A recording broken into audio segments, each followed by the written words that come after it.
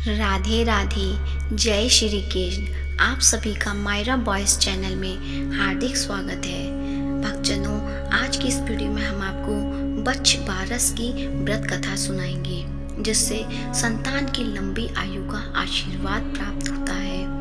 हिंदू पंचांग के अनुसार बच्छ बारस का व्रत भाद्रपद महीने के कृष्ण पक्ष की द्वादशी को किया जाता है।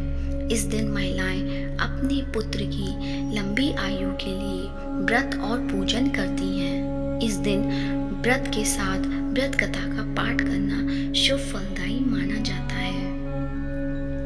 बच्छ बारस आज यानी 30 अगस्त को मनाई जाएगी। इस दिन गौ माता की बछड़े सहित पूजा की जाती है। इसे गोपत्स द्वादशी के नाम से भी जाना जाता है। इस व्रत का खास तौर पर महिलाएं अपनी संतान की लंबी आयु के लिए, जिन महिलाओं के संतान नहीं होती, वह संतान प्राप्ति की इच्छा से इस व्रत को करती हैं। मान्यता है कि इस दिन बच्छ बारस की पूजा करने के साथ व्रत कथा सुनने से या पढ़ने से व्रत का दोगुना फल प्राप्त होता है। तो चलिए बच्छ बारस की व्रत कथा सुनते हैं। व्रत कथा सुनने से पहले आप सभी से मेरा अनुरोध है, यदि आपने मेरे चैनल को अभी तक सब्सक्राइब नहीं किया है तो सब्सक्राइब करें और इस वीडियो को ज़्यादा से ज़्यादा शेयर करें। पौराणिक कथा के अनुसार एक गांव में एक साहूकार था, जिसके 7 बेटे थे। एक बार साहूकार ने एक तालाब बनवाया, लेकिन 12 वर्षों तक भी वह तालाब नहीं भर सका। इससे परेशान होकर साहूकार कुछ विद्वान पंडितों के पास गया और उनसे पूछा कि इतने दिन हो गए, लेकिन मेरा तालाब क्यों नहीं भरता है। तब पंडितों ने कहा कि तुम्हें तुम्हारे बड़े बेटे या बड़े पोते की बलि देनी होगी, तभी यह तालाब भरेगा। तब साहूकार ने अपनी बड़ी बहू को उसके माता पिता के घर भेज दिया और पीछे से अपने बड़े पोते की बलि दे दी। जिसके बाद तेजी से बारिश हुई और तालाब पूरा भर गया। इसके बाद बच्छ बारस आई और सभी ने कहा कि अपना तालाब पूरा भर गया है, इसकी पूजा करने चलो। साहूकार अपने परिवार के साथ तालाब की पूजा करने गया। वह दासी से बोल गया था कि गोला को पका लेना। गोला से क्या मतलब गेहूं के धान से है। दासी समझ नहीं पाई। दरअसल गेहुला गाय के बछड़े का नाम था। उसने गेहुला को ही पका लिया। बड़े बेटे की पत्नी भी पीहर से तालाब पूजने आ गई थी।